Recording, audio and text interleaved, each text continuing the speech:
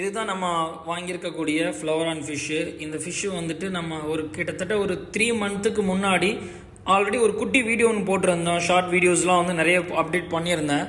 அதை வந்து நான் வாங்கும்போது வந்து பார்த்திங்கன்னா ஒரு 2 இன்ச் தான் இருந்துச்சு அந்த ஃபிஷ்ஷு.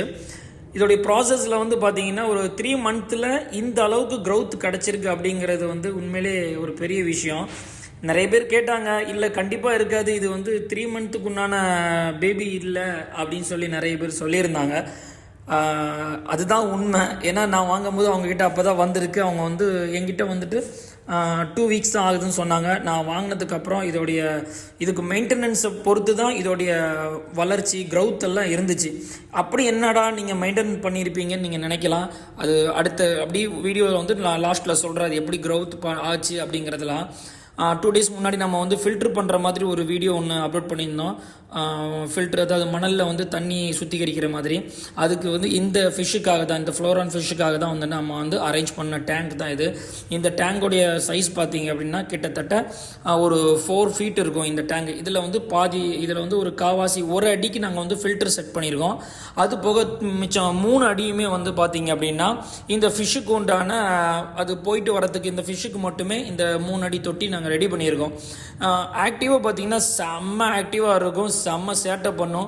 பைப்பு, அந்த ஏர் பைப்பு, வாட்டர் பைப்பு எல்லாத்தையுமே வந்து அடிக்கடி உருவி விடும். அதுவே டிஸ்கனெக்ட் பண்ணி விட்டுரும். அந்த அளவுக்கு கடிக்கும். துள்ளுறதும் சரி, ஃபுட்டு சாப்பிட்றது எல்லாமே பக்காவாக இருக்கும். என்னன்னு கேட்டிங்கன்னா மெயின்டெனன்ஸ் தான். அப்படி என்ன மெயின்டெனன்ஸ் பண்ணியிருக்கேங்கன்னு நீங்கள் நினைப்பீங்க. உண்மையிலே அதாவது ஆமாம், ஃபிஷ்ஷு நம்ம வாங்குகிறோம் அப்படின்னா டெய்லி வந்துட்டு அந்த ஃபிஷ்ஷுக்கு உண்டான வாட்டரை வந்து நம்ம கம்பல்சரி சேஞ்ச் பண்ணணும் அப்படின்னா ஃபுல்லாக சேஞ்ச் பண்ணுறதுக்கு பேர் வந்து சேஞ்சிங் இல்லை. வாட்டரை வந்து நம்ம எந்த அளவுக்கு சேஞ்ச் பண்ணணும்னு கேட்டிங்கன்னா, குட்டி ஃபிஷ்ஷாக இருக்கும்போது அதோடைய ஹெட் இருக்கும்ல, அது வரைக்கும் நீங்கள் தண்ணியை வந்து ஏற்றிட்டிங்கன்னா புது தண்ணி ஊற்றணும். தண்ணி வந்து கம்பல்சரி சூடாக இருக்கவே கூடாது. நார்மலாக அன்றைக்கி உள்ள வாட்டர் வந்து எப்படி இருக்கோ மார்னிங் நீங்கள் மாற்றுங்க மேக்ஸிமம். இல்லை அப்படின்னா நைட்டில் மாற்றுங்க.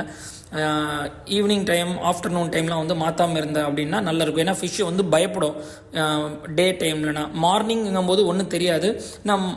அப்போ தான் வந்து உங்களுக்கு வந்து தண்ணியுடைய லெவல் எல்லாமே பிஹெச் லெவல்லாம் வந்து பக்காவாக இருக்கிறதுனால அந்த டைமில் சேஞ்ச் பண்ணிக்கலாம். அதுவும் டயர்டாகவும் ஆகாது. இன்னொன்று, ஆக்சிஜன் லெவல் பக்காவாக இருக்கணும். ஃபுட்டு பார்த்தீங்கன்னா 3 ஹவர்ஸுக்கு ஒரு தடவை கண்டினியூவாக பக்காவாக போடணும். குட்டி ஃபிஷ்ஷாக இருக்குது அப்படின்னா நீங்கள் வந்து 2 பீஸ் போடணும் அந்த இதை. சரிங்களா? அம்பி ஹெட்டர் போட்டோன்னாங்க. நீங்கள் 2 பீஸ் போட்டு அதை மெயின்டெனன்ஸ் பண்ணி வந்தீங்க அப்படின்னா நல்ல க்ரோத் கிடைக்கும், ஆக்டிவாகவும் இருக்கும். இப்போ இந்த ஃபிஷ்ஷை வந்து ஆக்சுவலாக பார்த்தீங்கன்னா நம்ம வந்து சேலுக்கு தான் வச்சுருக்கோம். வேணுங்கிறவங்க கமெண்ட் பண்ணுங்கள். கண்டிப்பாக வந்து நம்ம டோர் டெலிவரி பண்ணுவோம். இல்லைனா அவுட்டரில் இருக்கீங்க அப்படின்னா கண்டிப்பாக வந்து நம்ம வந்து கொரியர் சப்ளை வந்து கொரியர் மூலமாக நம்ம அனுப்பி விடுவோம். ஸோ மேற்கொண்டு ஃபிஷ்ஷை பற்றி உங்களுக்கு அப்டேட் தெரியணும் அப்படின்னா எங்களை காண்டாக்ட் பண்ணிங்க. ஃபிஷ் டேங்கை பற்றி அரேஞ்ச்மெண்ட் பண்ணணும், ஃபிஷ் டேங்க் நமக்கு புதுசாக ஹோட்டல்ஸ் வைக்கணும் அப்படின்னாலும் காண்டாக்ட் பண்ணிக்கங்க.